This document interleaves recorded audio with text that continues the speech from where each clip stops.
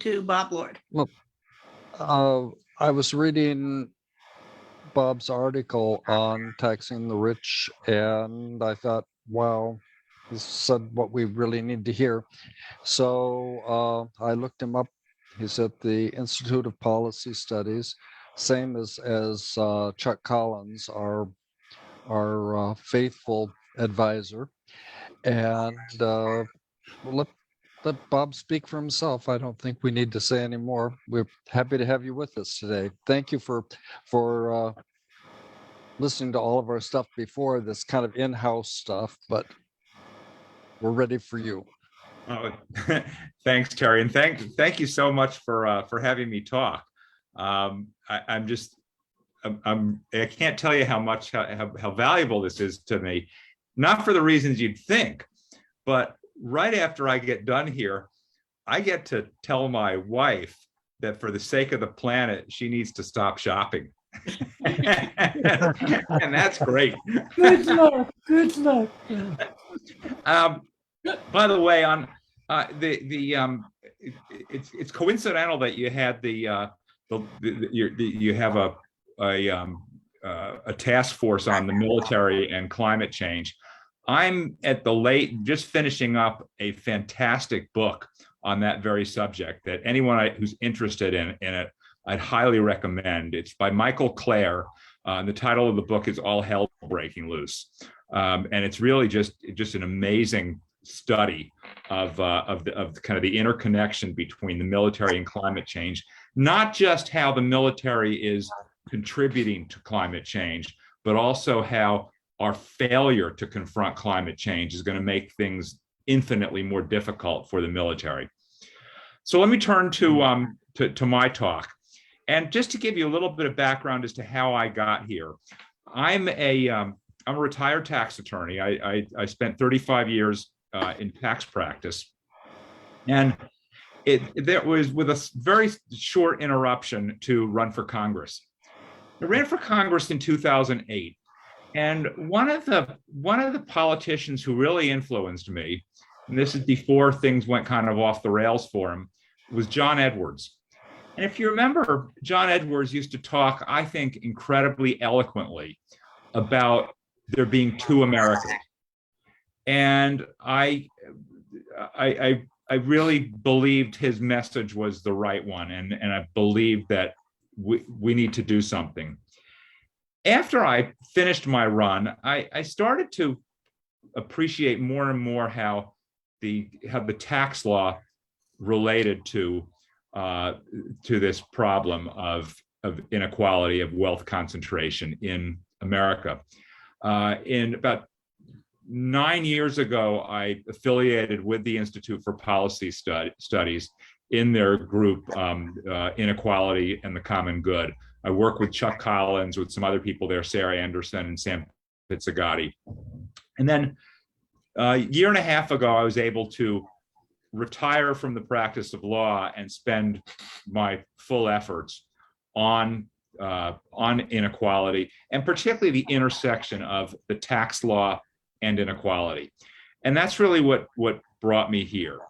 Right now, I'm, in addition to being an associate fellow at the Institute for Policy Studies, I'm the senior advisor for tax policy with the Patriotic Millionaires.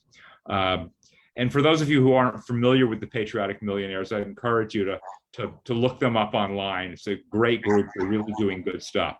And they truly are patriotic millionaires. So the title of my talk, Taxing the Rich, Why We Failed, What Must Change. And Sally, I'll just tell you next slide every time to move on, okay? Next slide. So you hear a lot about the rich not paying their fair share.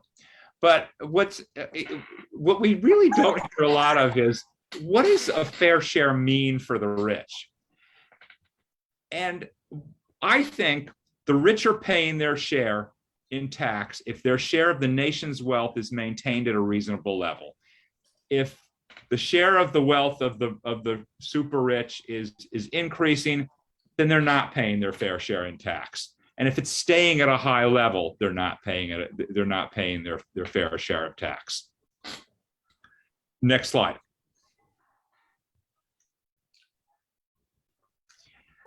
So let me talk a little bit about the impact of taxes on the ultra rich and on the rest of us. How do taxes impact average Americans, and how do they impact the ultra rich? Next slide. So for average Americans, let's take a look at how taxes impact us. Start with income tax. Can impact a career decision. Someone's deciding between a job that has high personal rewards and lower income versus a job that has less personal rewards but a higher income. The amount of tax they pay or will be required to pay can impact how they evaluate that trade-off. Lower taxes on the lower income taxes on that person can allow them to take that job with higher personal rewards and less income. Can impact things like whether in a two-spouse household, whether one spouse can stay home, raise children, and do whatever, or whether both spouses will have to work. And income taxes can impact the timing of retirement, how much tax will be paid out of that retirement income. How about sales taxes? I'm not sure what happened to my slide here. But, sorry about that. I noticed that this afternoon as I was yeah, turning into well, a PDF. I think it's easy enough for me to go through to explain. But you know, sales taxes, the higher the sales tax, the lower the purchasing power of ordinary people. The place you see that a lot is like with a car purchase. You know, there's going to be, you go purchase a car and there's going to be a several $1,000 sales tax on that purchase.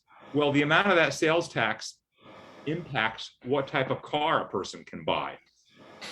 Property taxes, the same thing with home purchases, because the higher the property tax, the higher what they call the PITI, the monthly payment of property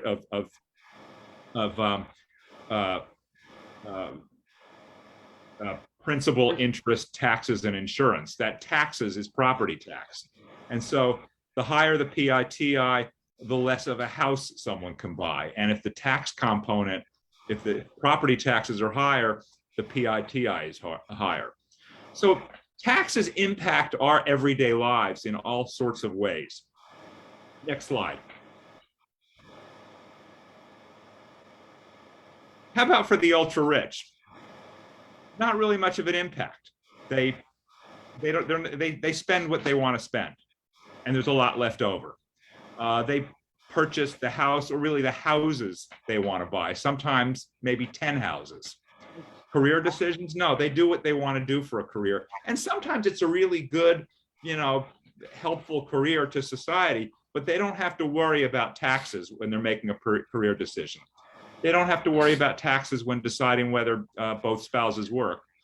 And they certainly don't have to worry about taxes when they're deciding when to retire.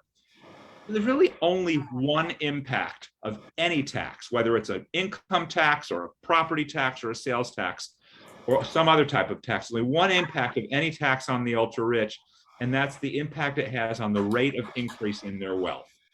Next slide.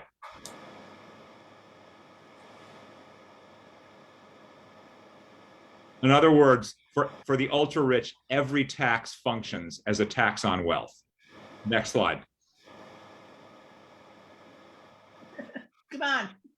Where did... I lost my cursor. There it is. Sorry. So let's look at how taxes do impact the wealth of the ultra rich. If the rate of increase in wealth of the rich, of the ultra rich, that's net of taxes and living expenses, is greater than the rate of increase in national wealth, then the share of wealth held by the rich will increase. And that's how we get wealth concentration. If the rich are increasing their wealth at, say, 6%, and the nation as a whole is increasing its wealth by 4%, wealth, the rich are increasing their share of the nation's wealth over time. And in fact, that's what we've seen happening over the last 42 years. Next slide.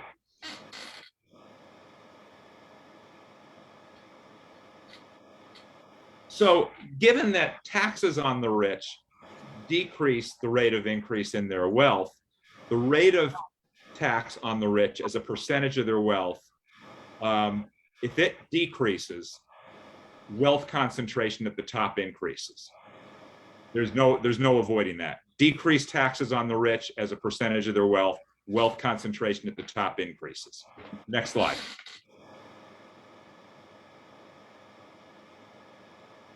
So the only tax that directly impacts the wealth share of the ultra rich is a tax measured by wealth or the increase in wealth. Now, a lot of taxes may indirectly impact the wealth share of the ultra rich.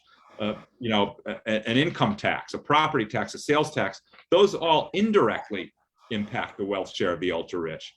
But the only one that directly impacts the wealth share of the ultra rich is a tax measured by wealth or the increase in wealth. So what are the possibilities? And I submit there are three possibilities.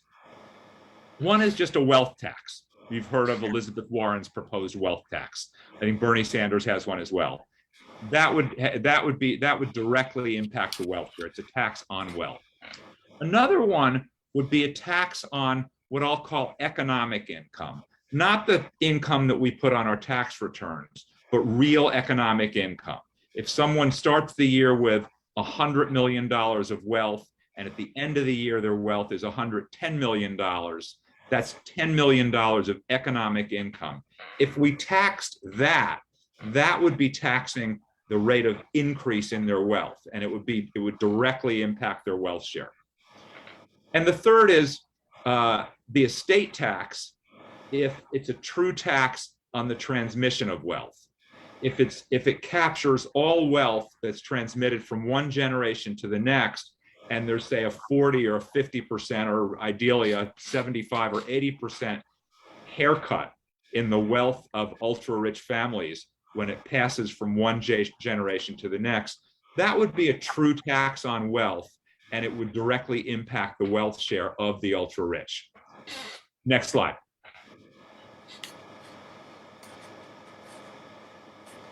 So what's happened to the rate of tax on the rich as a percentage of their wealth? And it's not possible with the data that I've seen to calculate what the rich are paying in tax as a percentage of their wealth. But what we can do is compare relatively what they're paying now versus what they were paying previously. And those numbers are really telling. Next slide.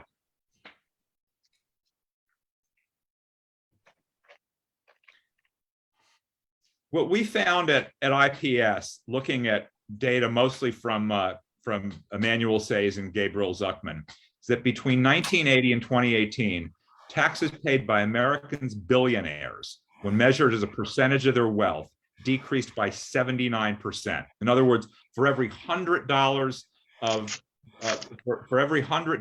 tax a person worth $1 billion was paying in 1980, she's only paying $21 now. Next slide. For the top 0.01% of America, and that's roughly about the richest 13,500 households. As a percentage of their wealth, their taxes have decreased by over 83% between 1953 and 2018. And also, between 1980 and 2018, the taxation of that top 0.01% was 4 percentage points less than the rate needed to prevent the wealth share of the top 0.01% from concentrating beyond its 1980 level. And the way we get there is actually pretty simple.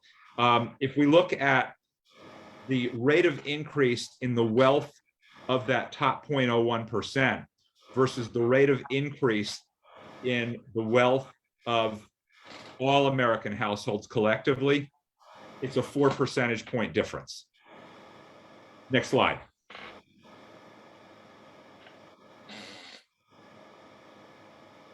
So in this graphic, what we tried to do is look at the relative tax rate by wealth of the top 0.01% as a percentage of what they were paying in 1953 versus the wealth share of the top 0.01%.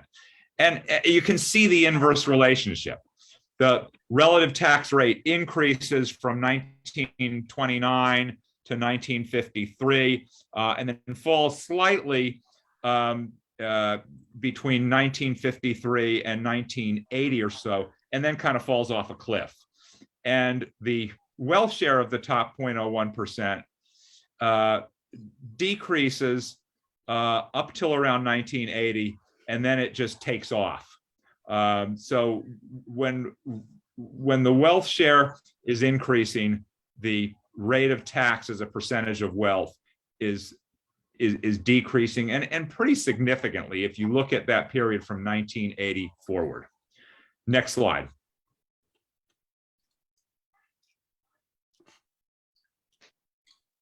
So this in this slide, what we tried to do is look at the tax share of the top 0.01% versus their wealth share.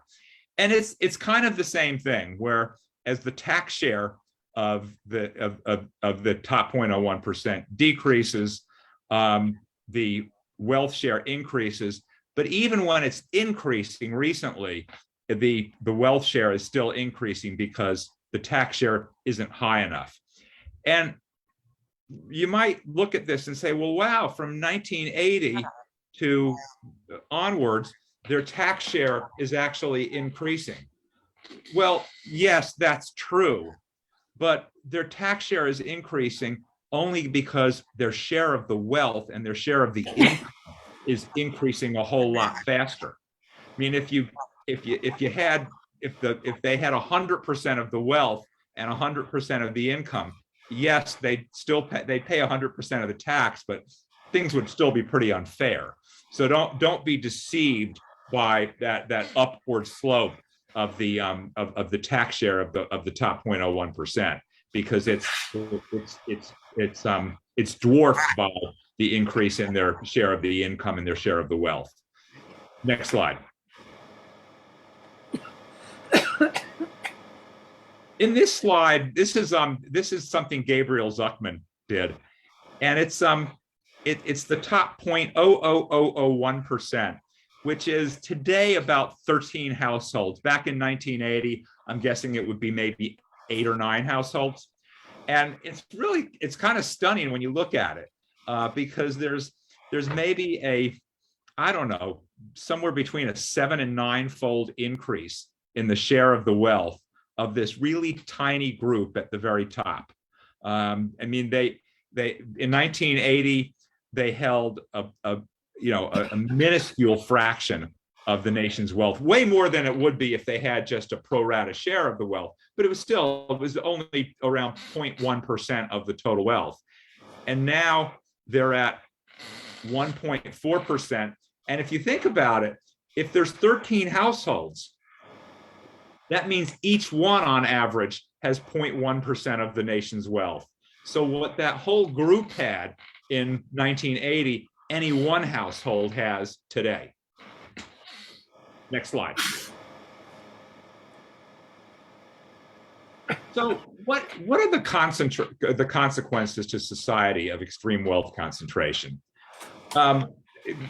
Louis Brandeis, back in, I think, 1941 said, we can have democracy in this country, or we can have great wealth concentrated in the hands of a few, but we can't have both. Lincoln believed in something similar, that the taxation of extreme wealth was needed to prevent the rise of an aristocracy. That's back in the 1800s. Then if you go back to the 1700s, Thomas Paine thought the freedom of elections was violated by the overbearing influence of inherited wealth. So and I think you can see by what's happening today. here with the influence of money on elections, that there's an inverse relationship between concentration of wealth and democracy. Next slide. Two researchers, Jeffrey Winters and Benjamin Page, created what they called a material power index to kind of measure the relative influence of the richest in America versus average Americans. And what they found that each of the top 400 or so richest Americans had on average 22,000 times the political power of the average member of the bottom 90%. And that the political influence of the top 400 was greater than the aristocracy of ancient Athens and nearly identical to that of ancient Rome. Next slide.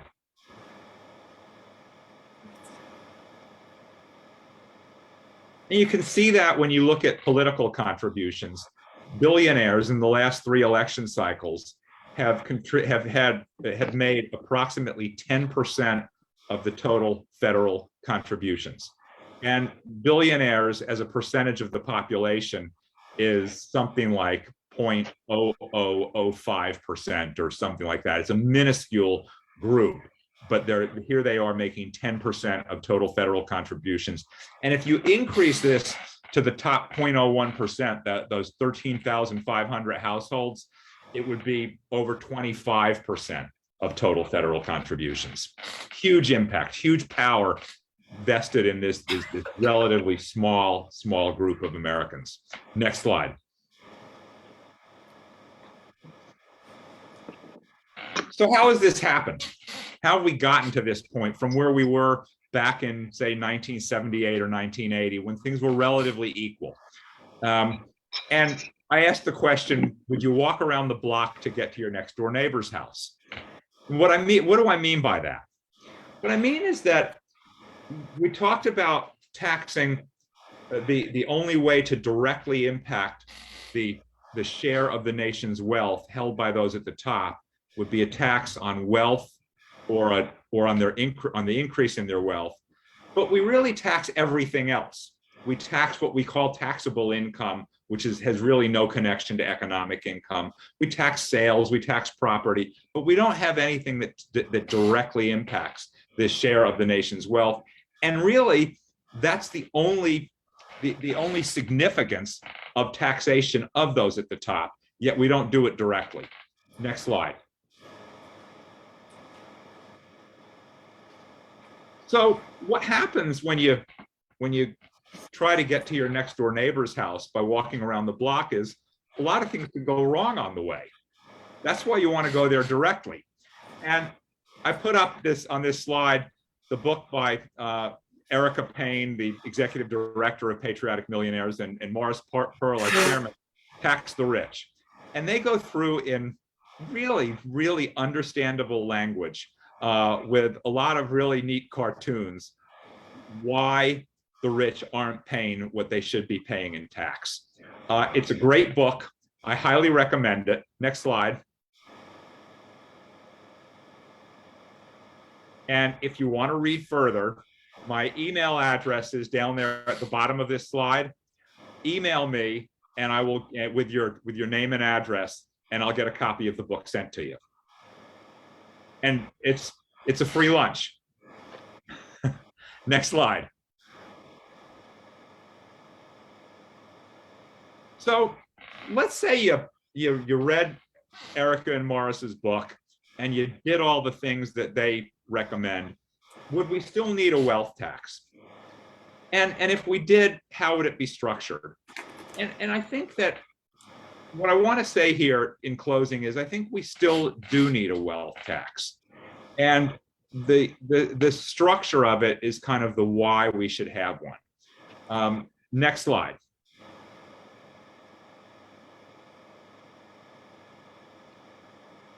And I want to go back to the rich are paying their fair share in tax if their share of the nation's wealth is maintained at a reasonable level.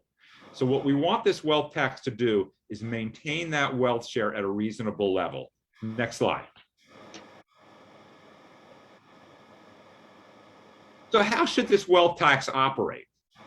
Well, I have kind of three criteria that we developed for how it should operate. One is it should wax and wane along with wealth concentration rather than in response to legislative tweaking.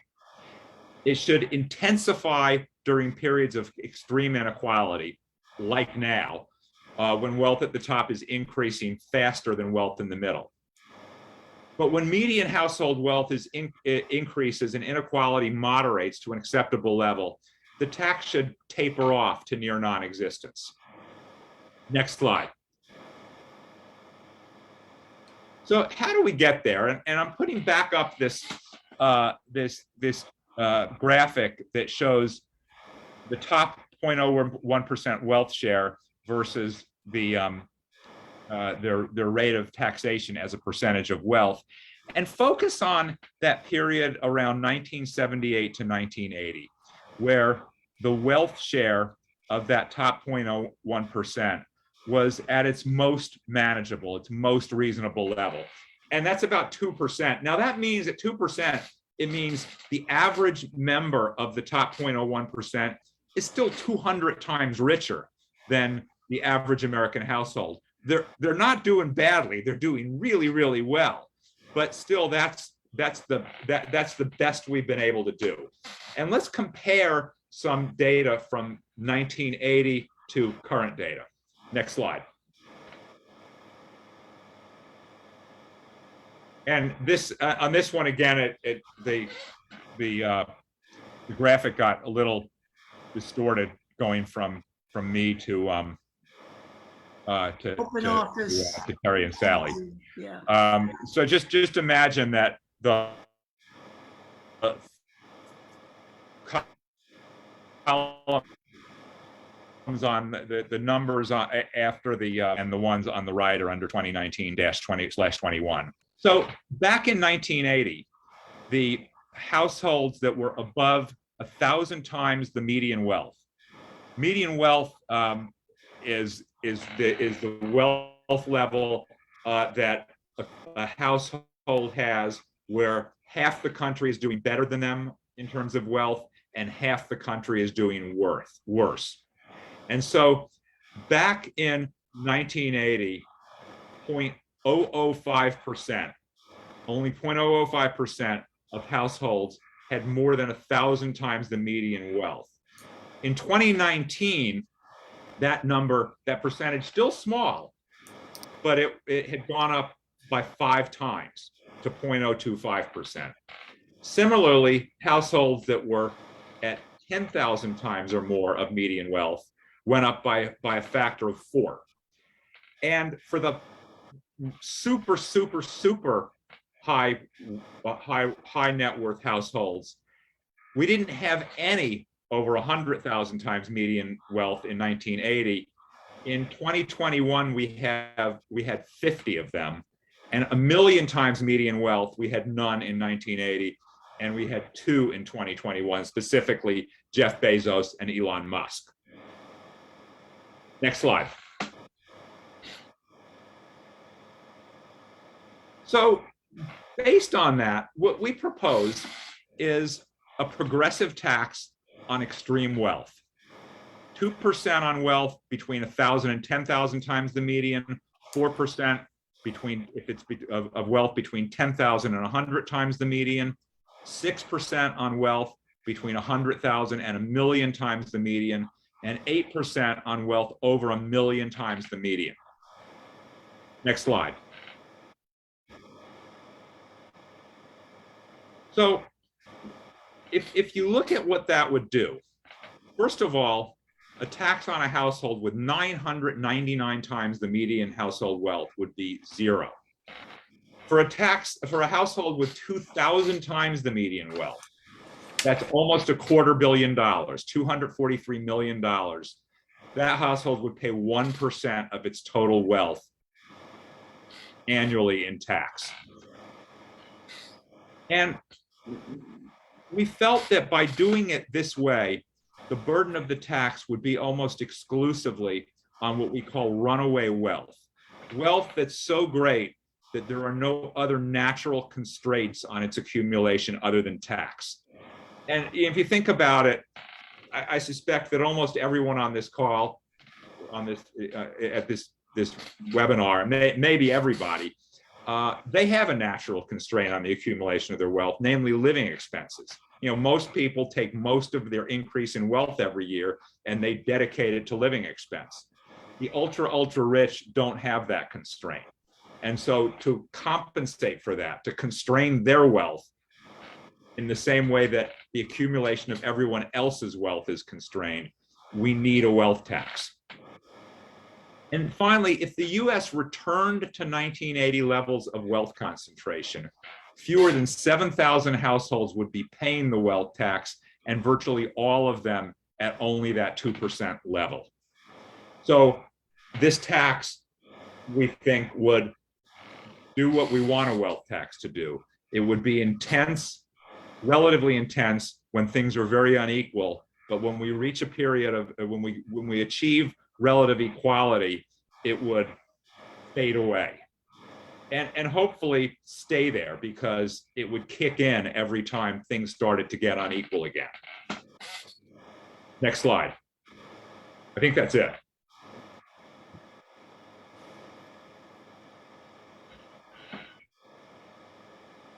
So thank you all for hanging in there so far. There's time for questions, right? Yes. So we'll see who else has questions. I've got some myself. And I have some. There was one put in the chat. Jane, you want to read that? I was just wondering how your political power index was calculated. I think I've heard of it before, but I forgot how you worked it out, how it gets. Oh, you know, Jane, that's not my political power index. I know. It's Right. it's the two researchers that were on the slide. Right. And I did read their a piece that they wrote on it years ago, but I couldn't give you the details now. Okay. If you email me, I can try to find a site to one of their articles and get it to you, but you might be able to. I can look it up. I just remember reading about it too, and it was kind of clever the way they did it, but I can't remember what it is. It was. I thought it was well done what they did. It wasn't some hokey study. They really did some work. Okay. Sorry. Thanks. Go ahead, Judy. I really appreciated your talk, Bob, and I liked your charts, but I couldn't write down everything I wanted. Is there a way we can get a email or paper copy of this? A paper copy of the PowerPoint presentation. That would be great. I would. Oh yeah, I mean, Sally could just print that out and get it to you. Okay, great. But I would love your remarks also. Oh, it was recorded. If someone can transcribe it, I don't have any notes, Judy. Okay. But if there's a couple things on the PowerPoint slides where we just took screenshots of a couple of the reports that IPS did. One I think was my report. The other was something that I co-authored with Chuck Collins. If anybody needs a link to those reports and they can't find it on the inequality.org website, just email me and I'll get you a link. Okay, thank you very much. And thank you for the presentation. It was great. Rebecca, would you like to ask Bob your question? Oh. She asked. Yeah, Bob, go ahead. so I have a couple of questions. So I have dealt with a number of high net worth folks in the past, and one thing they often complain about with estate tax is, well, that's been taxed before. They don't seem to get the concept that growth has not been taxed before. How do you approach these people? Well, you're right that it hasn't been taxed before, because I think Zuckman and Sayes did some analysis of that, and they found that 55% of wealth of the very rich when they die is in the form of unrealized gains, Yeah. gains that have not been taxed. And of course, there's this thing called the step up in basis where those gains are wiped out and they're Yeah. never subject to income tax. But if you put that aside, I think that's really only part of it. We have a transactional tax system in America. We tax transactions like the payment of wages, the appreciation of property that's sold, the sales transaction, the issuance of a dividend by a corporation. So this is just one of the many transactions we tax is the transmission of wealth from one generation to the next. And if you take this double taxation argument to its logical conclusion, once there's been one tax levied on any kind of, any amount of wealth, it could never be taxed again. So for example, corporation has profits, pays tax, and then sends a dividend to the shareholders, can't pay tax on that. It's already been taxed. They spend the money, can't pay sales tax. Where does it end if you accept that logic? It doesn't make any sense. Yeah. And so my other question is, how do you determine what the wealth is on which to levy a wealth tax, particularly when so much wealth is tied up in real estate that isn't easy to value? Well, remember that we're only imposing this tax on the ultra wealthy, right? And they have to put a value on their stuff for other purposes. For one thing, when they file an estate tax return, they have to place a value. If they make a gift of some property, they have to put a value on it. If they apply for a loan, they have to put a value on property. When they submit a financial statement, they have to put values on their property. So can it be done? Absolutely. That's why we have appraisers. Is it too onerous for them? No, they're worth $120 million or more. Right. Well, thank you. Thank you. My question is, we always hear the excuse that there's no way to structure estate taxes so that you really get everybody, because the people who have the money will just put their money in trusts. And it seems as though that's really, we should control the trusts enough that they cannot just bypass everything. How would you answer that? Well, first of all, I'd answer it by saying you're basically right. A lot of the work I did as a tax lawyer was in the estate tax area. And if you remember back in 2017, Trump's chair of his economic advisors, Gary Cohn, said only morons pay the estate tax. Does anybody remember that? And it was kind of an obnoxious statement, and I don't agree with it because you don't have to be a moron to pay estate tax. You could just not be obsessed with avoiding tax and willingly go ahead and pay estate tax. But he's correct in that the tax is essentially optional. If you go to a really top estate planning attorney with $1 billion or more estate and want to get it out the door to the next generation free of tax, the only constraint is that you have to live a couple decades. You can't, it would be virtually impossible for someone who has, terminal cancer and a week to live to do it. But someone who has a couple decades of life left, systematically, a good estate planner can get that entire estate out the door. And there's some really good reading on it for those who are interested in this. Back when I was with Americans for Tax Fairness last year, I stumbled upon a lot of SEC filings and other information about Phil Knight, Knight's estate planning. Phil Knight is the founder of Nike, and he's worth, I think the last I saw was he's worth like 45 billion. At one time, when the market was at its height, he was up to 60 billion. And I was able to basically reverse engineer his estate plan. And I went to some writers at Bloomberg and showed it to them. And they wrote this really, really good article about it. And the online version, I think there's only an online version because they used a lot of graphics, a lot of animation.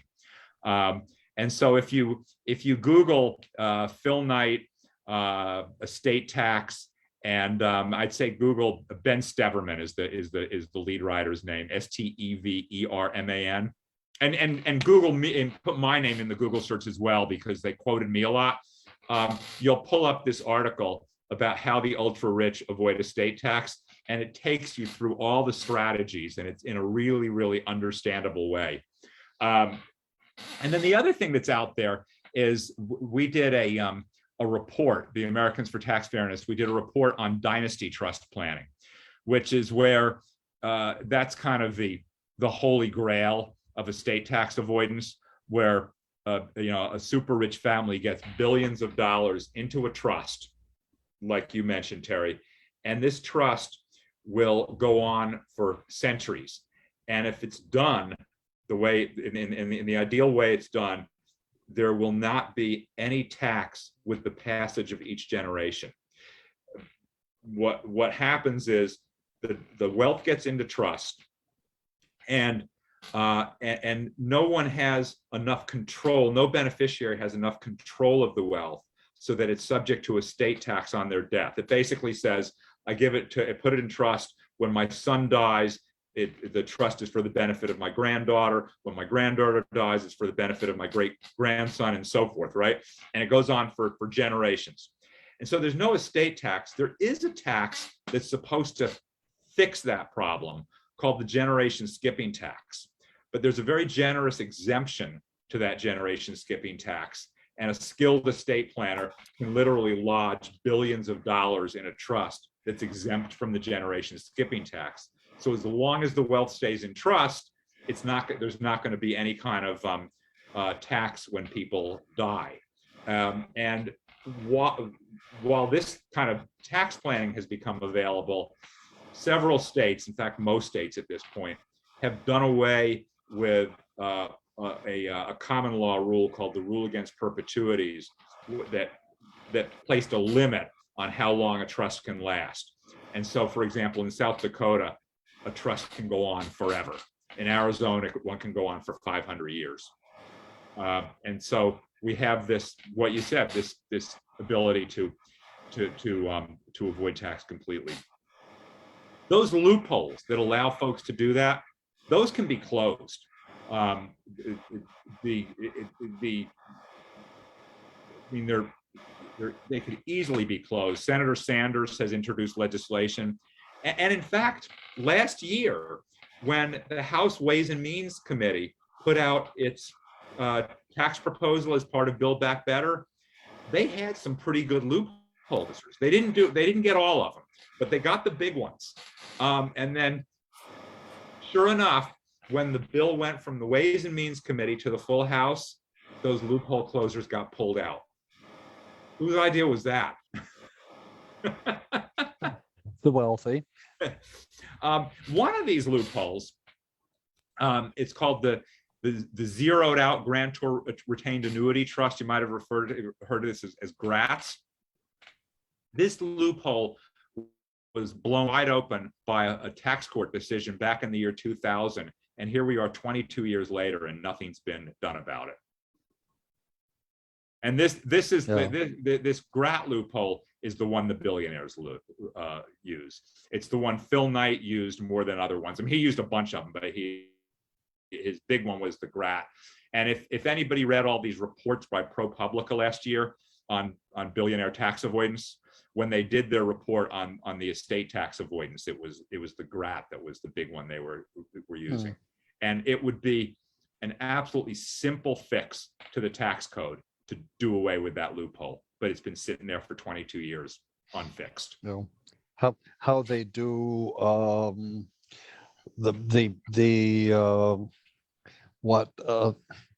trying to think of the Wall Street people who only pay capital gains on their regular carried income. interest. Yeah. Yes, so that's just, then they can't seem to get it ended. Must be a lot of people who make money on that. Well, that was the same thing with the Ways and Means Committee had. It was a weak provision, and it wouldn't really have done away with carried interest, but at least would have narrowed the loophole a little bit. And by the time it got to the full House, the loophole was gone. Cindy has a question. She needs to mute or unmute. Good. I think Carl did ahead of me. Carl, were you waiting for a question? It was partially answered. I just wanted to ask Bob, you know, is talking about this seriously kind of like a third rail, that your career is over as a politician if you bring up some effective tax laws? Well, I think it depends a little on which side of the aisle you're on. I think on the Republican side, yeah, you probably can't do it.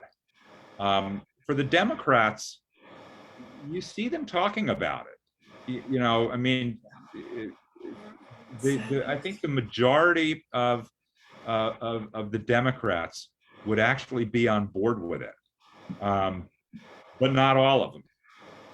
I don't think it's the third rail, but look, it gets difficult because of our campaign finance system.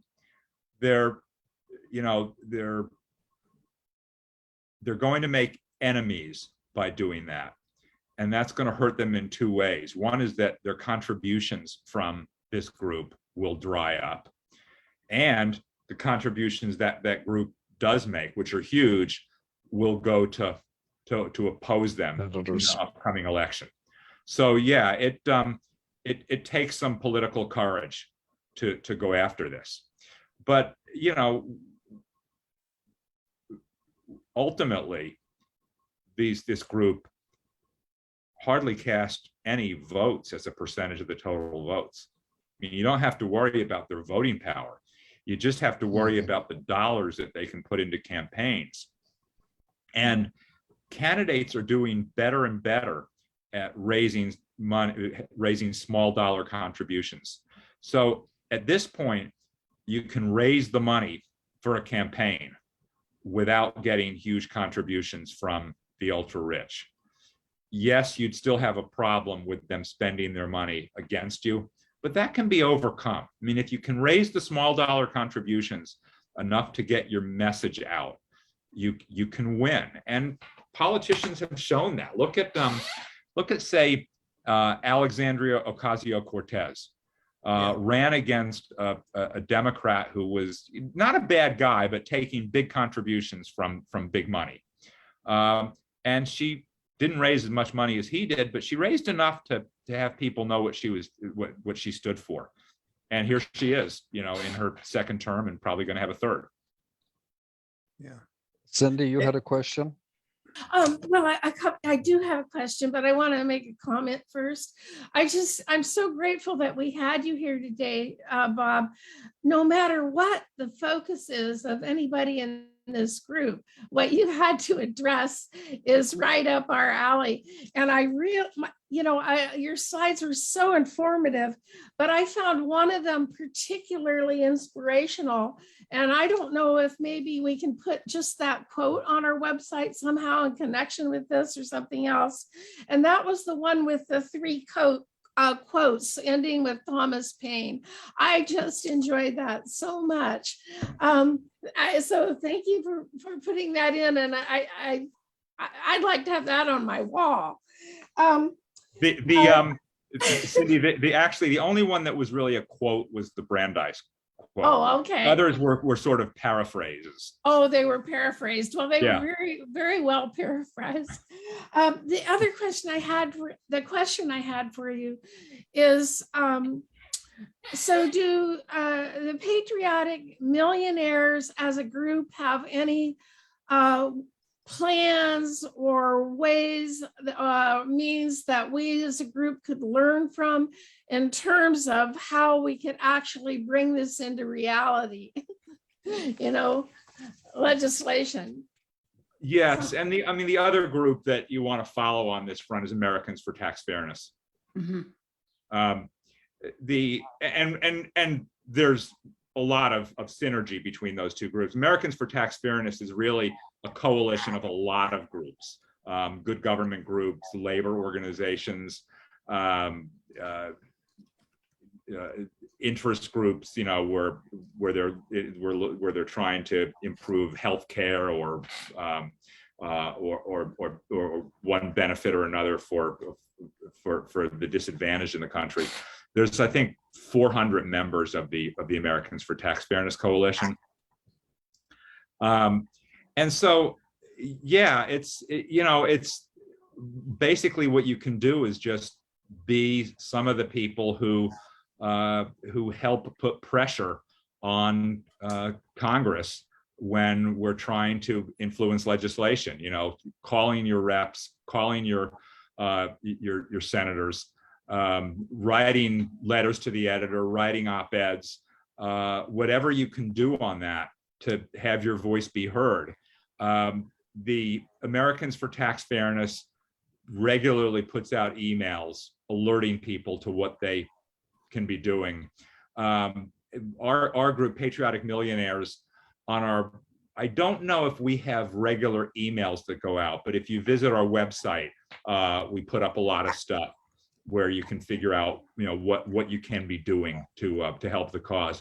And please do it, because, you know, if you were to ask me, what's the most critical challenge America faces? It wouldn't be inequality and wealth concentration. It would be climate change. But you know something? We're not going to tackle climate change unless we can tackle wealth concentration. Mm-hmm. That's the problem, because not only is the revenue not going to be there to do what we need to do on the climate change front, we're not going to be able to address the power these people have and that they're using to frustrate efforts to address climate change. Well said. Camille had a question. Oh, I think my question might have been answered, but I was just wondering what the wealth tax would tax. Would it tax unearned income? I think you kind of said that you would. Am I right? Well, our proposal is to tax wealth, whether it's unearned income or not. But it's, you know, I'm not going to, you know, sit here and tell you it's the only way to go. There are two, and there's about to be a third, really good proposals to tax unearned income for the very wealthy. Ron Wyden has a proposal out there. Jamal Bowman does. And Representative Cohen in the next couple of weeks will be introducing a proposal to implement President Biden's proposal, which he called the Billionaire's Minimum Income Tax. And if we could do a good enough job of taxing what I call economic income, and at the right rate, as opposed to this horrible approximation of income that winds up on people's tax returns, then that could do the same thing as the wealth tax in constraining wealth. And if we could plug all the loopholes in the estate tax, it would also do the same thing. The problem there is it would take a while for it to take effect. I mean, you could plug all the loopholes tomorrow, and it's still going to be 30 or 40 years before Elon Musk dies, right? And so it would be a long time for a really solid estate tax to do the job of constraining wealth accumulation. And I kind of think it would be too little too late. Okay, Lucy had a question. Oh, of course, I'm interested in your climate change item. I guess I want to know how to persuade this group of people. I mean, some of your people become patriotic millionaires and many don't. For example, if just on the climate change, it seems to me that climate change is also going to hurt their wealth. So it's an education process. I'm just totally puzzled on how people can live with their current decisions in this matter. So how do we persuade them? And I know Chuck has worked with talking to that class of people for many years, as obviously you have too. What gets people to make a change of an ethical nature in this regard? I don't know if you can answer that, but I'm Well, just look, it's bewildered. it's an illness. I mean, this is wealth hoarding. These people are not thinking straight, because they're going to hang on to all this wealth, and the planet will burn 20 or 30 years from now. What good's the wealth going to do them? So that's and I mean, and you think about, like, I don't like it, but I can understand how someone who's hanging on by his fingernails economically and has lost a job to outsourcing, or whatever, why that person out of desperation would find Donald Trump's message appealing. But I can't understand how billionaires could. I just can't understand how that group could have put all the money they did into that movement. But they do. And why is it? Because the further accumulation of their wealth is the most important thing driving them. And you think about that. Someone's got, $5 billion of wealth, and they really care about increasing it. I mean, if you've got $10 million of wealth, really additional wealth has stopped doing you a whole lot of good. And these people have 1,000 times that much. It's crazy. That's So where it really is an illness. It's a problem.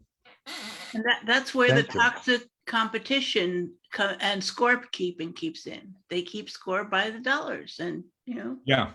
Yeah.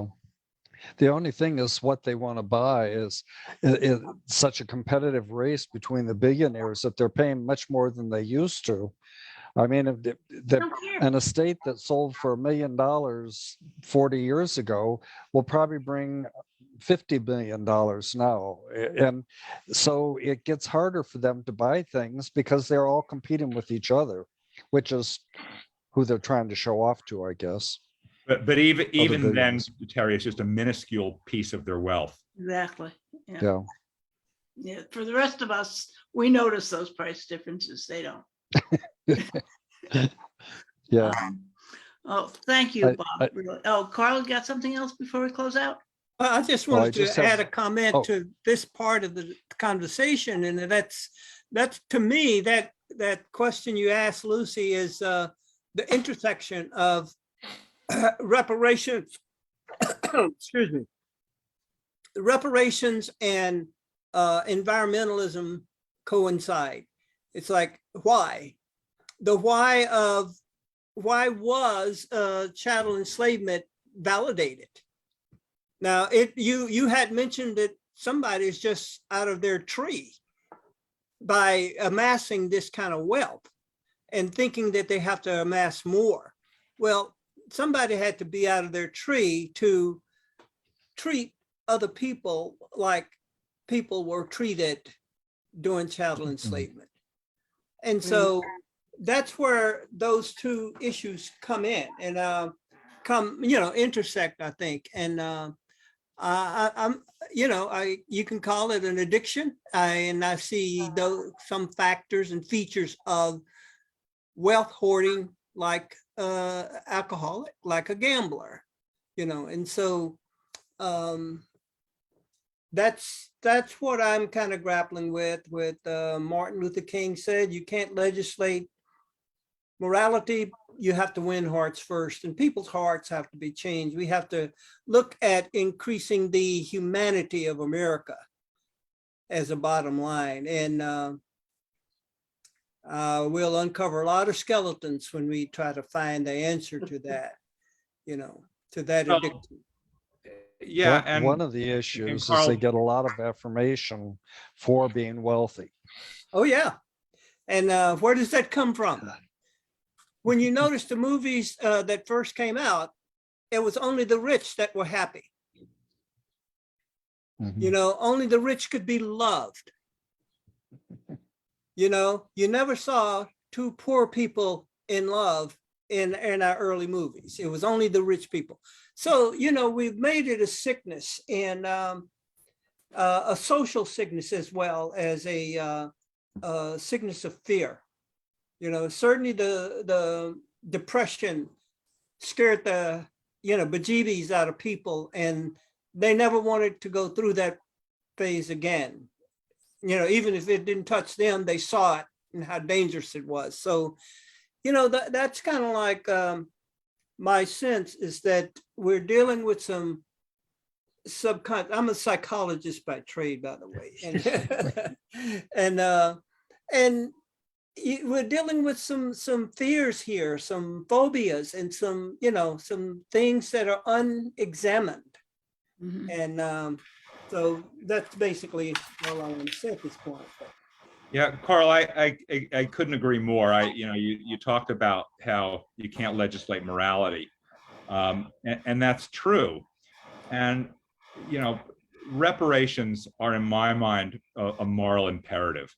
They're not only an unpaid debt to descendants of American slaves, but they're really an unpaid debt to all who have been victimized by discrimination during Jim Crow and up till today. And it's a debt that's owed by American society in full, but obviously a debt that's going to have to be paid in proportion to the wealth that we all have, right? I mean, we're not going to be, it wouldn't make sense, and it wouldn't be doable to have everybody pay that debt equally. The wealthy are going to have to pay a bigger share of it. Absolutely. And so, and you're right, it's the same thing with climate. I mean, this wealth that these folks are sitting on, they're sitting on because of this fossil fueled economy of the last century. And they've got the benefits of the damage wrought by climate change. So they have to bear the burden of the detriment, of the economic detriment of spending the money to fix it.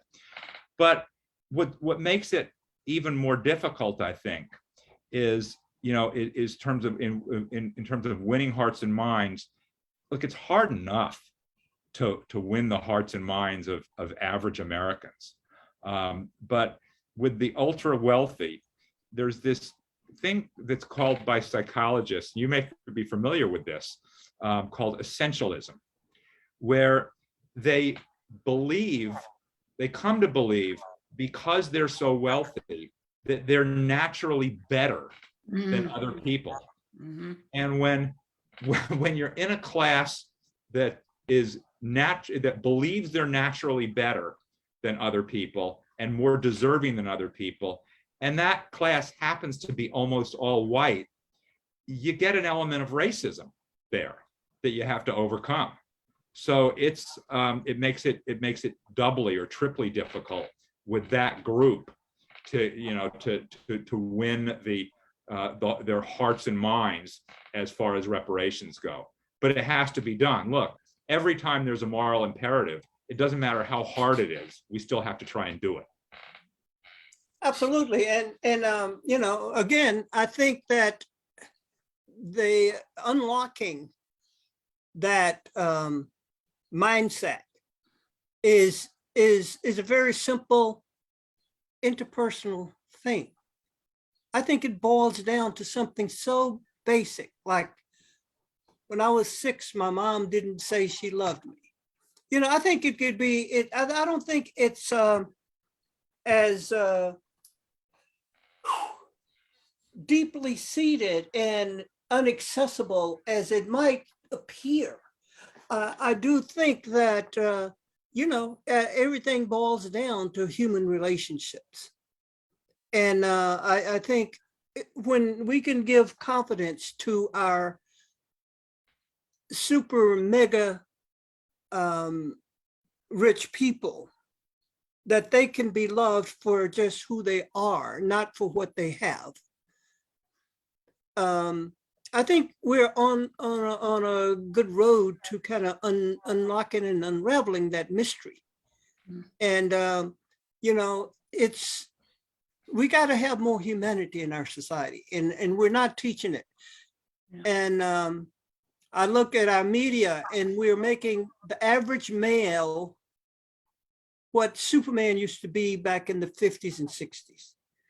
So what is this exoskeleton of a Sylvester Stallone? I mean, he can do anything. A 007, a James Bond, all you have to do is throw a little peel over his shoulders and blows up the bad guys, you know. And it's like, yeah, where do we get that? What does that teach us?